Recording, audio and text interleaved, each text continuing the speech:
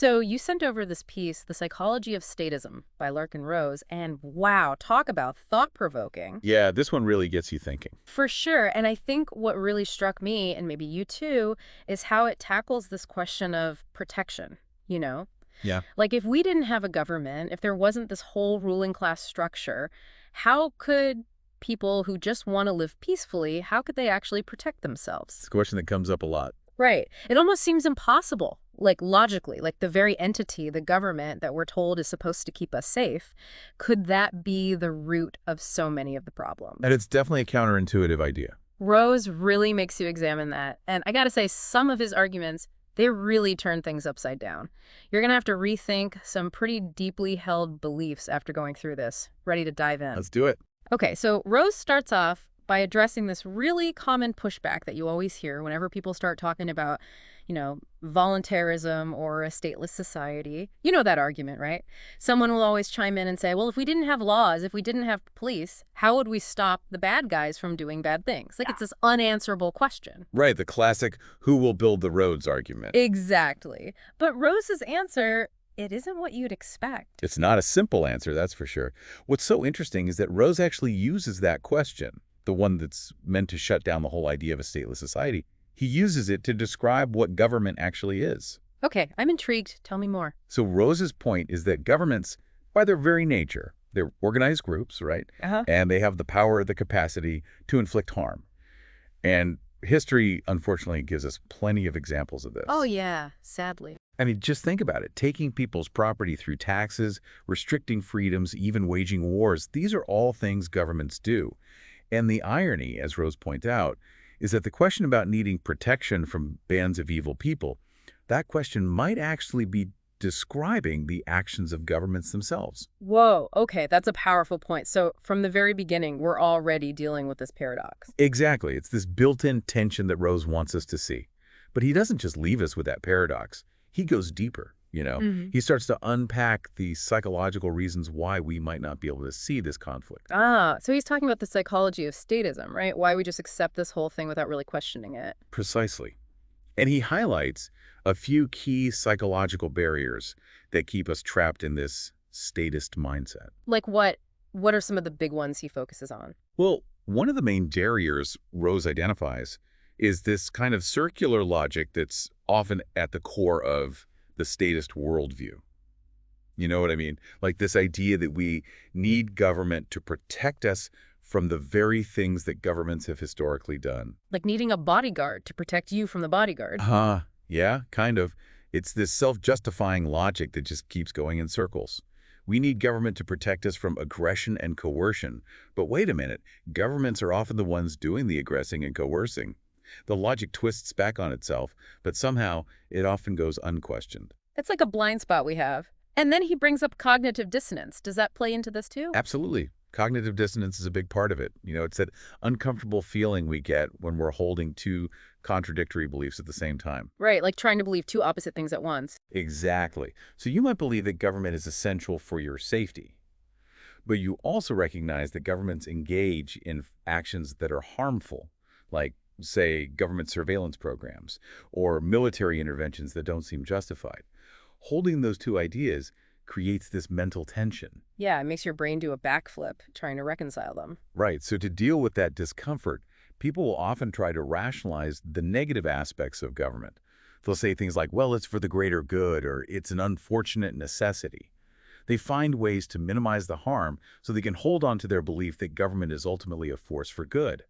But in doing so, they often fail to fully acknowledge the potential for harm that's inherent in any system that grants so much power to a small group of people. So it's like we're performing these mental gymnastics without even realizing it, just to maintain this comfortable worldview where the government is the good guy. Exactly. And Rose is trying to break us out of that mental trap. He wants us to see that there might be other ways to achieve security and order without relying on this potentially harmful entity. Which brings us to his whole concept of voluntary defense.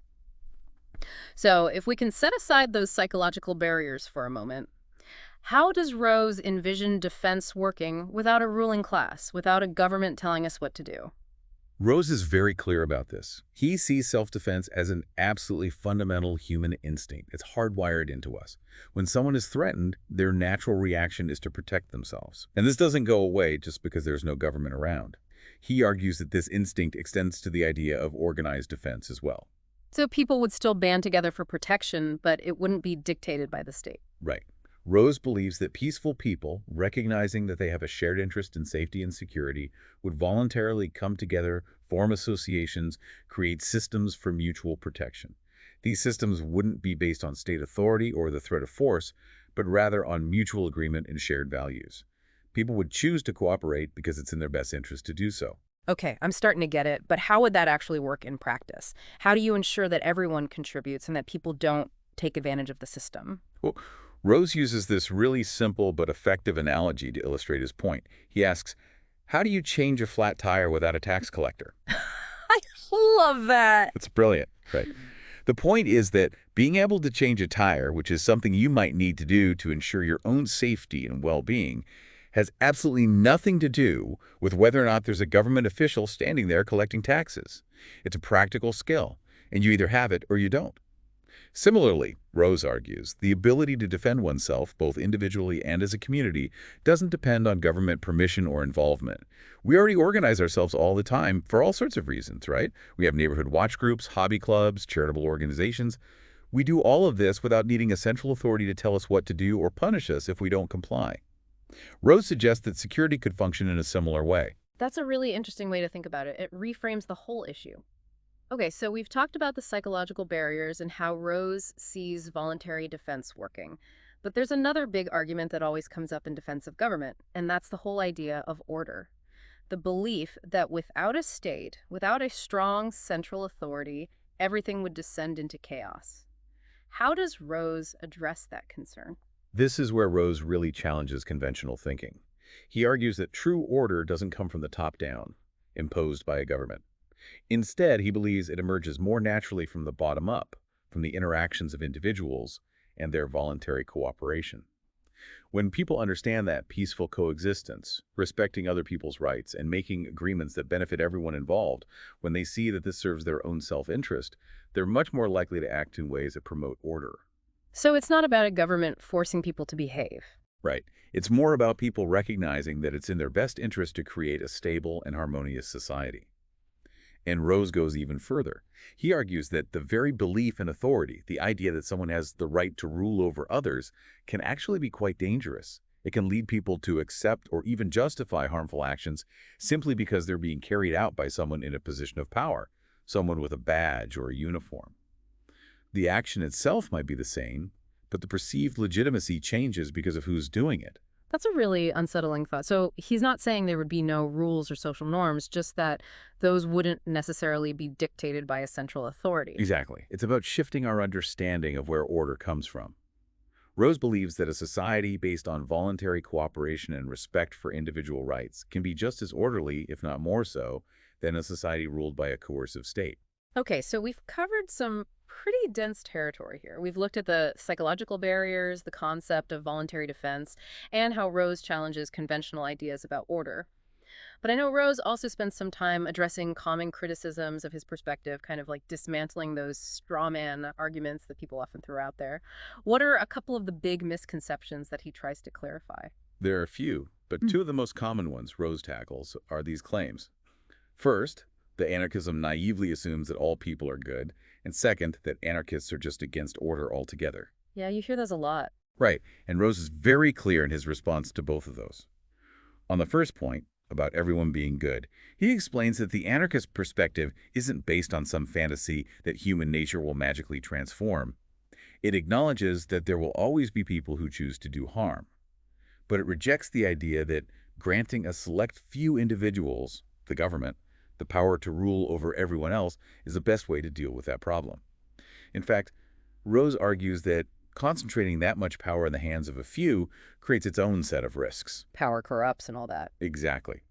As for the second misconception that anarchists just want chaos, Rose emphasizes that anarchists aren't against order, they're against rulers. They believe that true order arises organically from voluntary cooperation, from people freely associating with each other and respecting each other's rights. This kind of voluntary engagement, he argues, constitutes a form of social order that's far more stable and sustainable than the kind of order that's imposed through force. So it's not about a descent into lawlessness, but rather a different model for achieving a functioning society. Precisely. It's about shifting our understanding of how order can be achieved. Rose believes that a society based on voluntary cooperation and respect for individual rights can be just as orderly, if not more so, than a society ruled by a coercive state. Okay, that makes a lot of sense. And this ties into another fascinating part of Rose's argument, which is how deeply ingrained the belief in the state and the government as this essential protector really is. It's like we're conditioned to see it that way. Can you elaborate on that a bit? Absolutely. Rose digs into this whole idea of societal conditioning. He argues that from a very young age, we're constantly bombarded with messages, both explicit and implicit, that tell us the government is necessary for our safety and security. It's in our education system, it's in the media, it's in our cultural understanding of how the world works. So even people who are highly critical of government, people who see the corruption and the inefficiency, they often struggle to envision a viable alternative. Because it's just so ingrained in us. Right, the idea of a society without a central ruling authority can feel inherently frightening and chaotic, not because it actually is, but because it goes against everything we've been taught to believe. It's like a default setting in our minds. And Rose actually has a term for this, doesn't he? This almost automatic resistance to imagining a different way of organizing ourselves. He does. He calls it psychological denial. It's this deeply ingrained inability to even conceive of a functioning society without a centralized power structure. It's not even a conscious, rational choice to support the state. It's more like an emotional reflex, an automatic rejection of anything that challenges that deeply held belief. And Rose argues that this psychological denial is one of the biggest obstacles to creating a truly free and peaceful society. So it's not just about changing laws or systems, it's about changing our fundamental understanding of how society can function. Exactly. It's about challenging those deeply ingrained assumptions that we often take for granted. Okay, so as we start to wrap up this deep dive into Larken Rose's The Psychology of Statism, what would you say are the absolute core takeaways here? What are the big ideas that he really wants readers to grapple with? Rose lays out some pretty radical ideas, and I mean radical in the true sense of the word, going to the root of the issue. Yeah. So first and foremost, he argues that the ability to defend oneself both individually and as a community is a natural human right, not something granted or controlled by any political entity. It's inherent in our very nature. So it's not the government's job to give us that right. We already have it. Exactly. Secondly, Rose makes the case that this widespread belief in the necessity of a political ruling class, this idea that we need someone to rule over us, is actually a dangerous and harmful myth. He argues that this myth is what allows for violence and coercion on a massive scale, far beyond what would likely occur in a decentralized voluntary system. And finally, Rose issues this direct challenge to those who still believe in the necessity of government. He urges them to confront the inherent contradiction in their position. They fear things like violence and coercion, but they're seeking protection from the very entity that embodies those things. It just doesn't logically add up. It's like calling the fox to guard the henhouse. And Rose brings it all home with this really vivid metaphor, the idea of the criminal neighborhood watch. Can you walk us through how that analogy sums up his point so effectively? It's such a powerful image. Imagine a neighborhood where the group that's officially designated as the security force is actually known to be involved in criminal activities themselves. Maybe they're extorting money from residents, maybe they're breaking into homes, who knows? But the idea that the people in that neighborhood would continue to rely on this group for protection from other criminals, it seems absurd, right? Yeah. It's not only illogical, but actively dangerous. Yeah, you'd be crazy to trust them. Exactly. And Rose uses this analogy to illustrate what he sees as the equally illogical position of those who acknowledge the violence, corruption, and overreach of government, but still insist that we need it for our own safety. He's forcing us to really examine our assumptions, to ask ourselves whether we're placing our trust in the right place. It's a powerful challenge, for sure. So as we wrap up this deep dive into Larken Rose's The Psychology of Statism, we've really explored this central tension. On the one hand, there's this deeply ingrained belief that we need a powerful authority to protect us. On the other hand, Rose argues that this very authority might be the source of many of the problems we face. It's a fundamental question, and Rose encourages us to really think it through. He's asking us to consider whether there might be other ways to achieve peace and security, ways that don't rely on this traditional model of a ruling class. And that's a pretty radical idea, but it's also a deeply hopeful one. It is, and it leaves us with a lot to think about. So as you go about your day, consider this. If personal and community-based defense can exist and function effectively outside the framework of a ruling class, what does that tell us about the true nature and necessity of government as we know it? It's a question worth pondering. Thanks for joining us for this deep dive. We'll see you next time.